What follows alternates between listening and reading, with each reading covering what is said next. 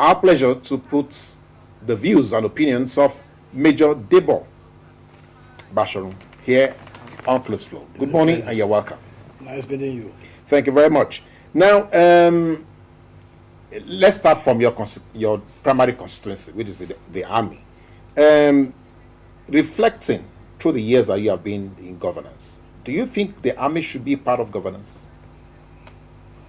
Well, in every climb, the army is a part of the society as a whole. So I don't see the army entirely being detached from governance. There are roles to play for every army establishment in any government, like peacekeeping, like internal security, like parades, and so on and so forth.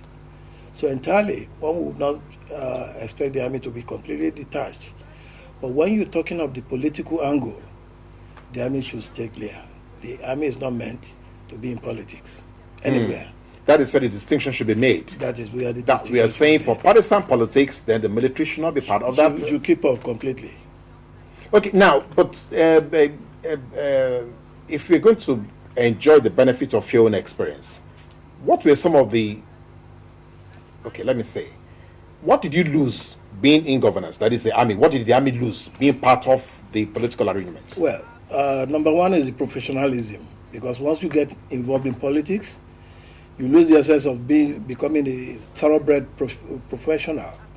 You won't have time for training, which is the core of whatever military institution is all about. You have to go to training, you have to keep on training, you have to be able to adapt to situation, to cope with threats to the sovereignty of the country, external threats, and the one that has internal too. So those are the things. Once the army gets modeled up in politics, you won't have time to actually do what you are supposed to do, which is to protect the integrity of the country, of the nation, as it were.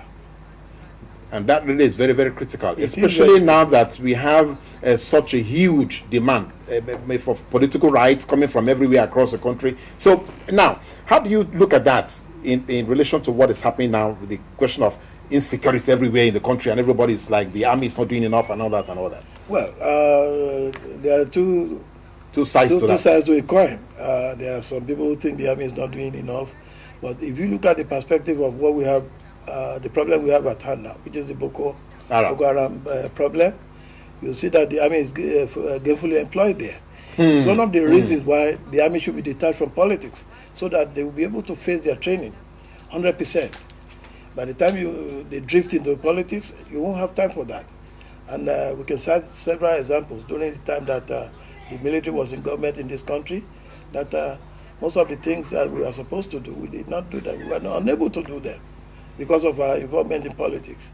So it's better the military leaves politics completely to the civilians. Let them do the ruling, the governing, and everything. And they do not provide the security support for that. They provide the security support. Now, one other area that some people have actually lambasted the military for is a question of the endemic corruption that the country seems to have been subjected to right now.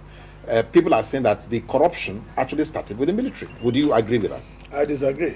There has been corruption ever before the military stepped in. Okay. Let's be quite honest to ourselves. We are a bit younger, but then there was corruption. But if you say on a higher scale, a higher pedestal, okay, you might want to attribute it. And one thing I will tell you, being a member of the government then, yes, the military government, I can tell you that there is no corruption that is not with the support of the civilian who are participating in the government. So no matter what we think about military corruption, it was possible because the civilian counterparts who are in the government as well, we are encouraging it, we are supporting it. The military couldn't on its own could have been so much corrupted without the connivance of the civilians. Now, so in your experience, if you look at our civil service now, we are because that's what the issue you have just raised now, that without the civilian, connivance, there's no way the military officers or whoever was in governance will have been able to do what they do.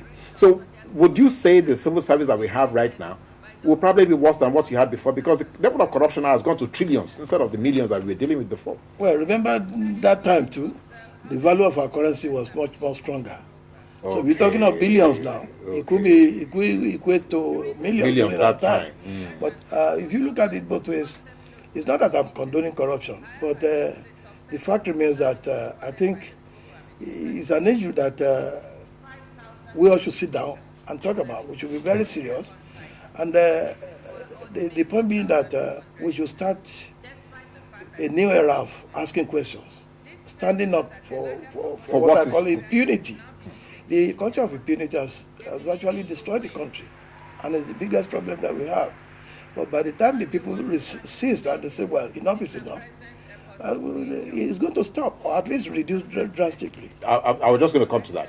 So you are saying, therefore, that the culture of impunity itself is a product of the inability of the people, or the unwillingness of the people to ask questions or to hold our leaders to.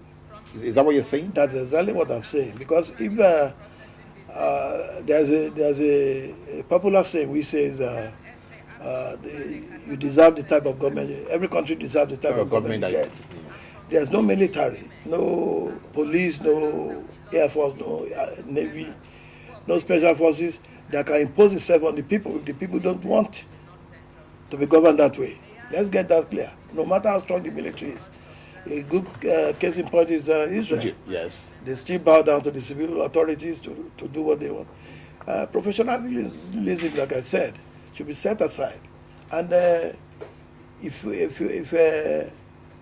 we start asking questions, we start demanding of our leaders, we start putting a stamp that we are not going to take this, the country is bound to change. There's no way. But when we are so docile, so laid back, and nobody cares, and this issue of individualism, me and my family, yes, is what is corrupting the culture more and more. Unless we stand up, we sit down, and we are firm on our feet and say, look, this thing should not continue. It's the only way we can get out of the woods.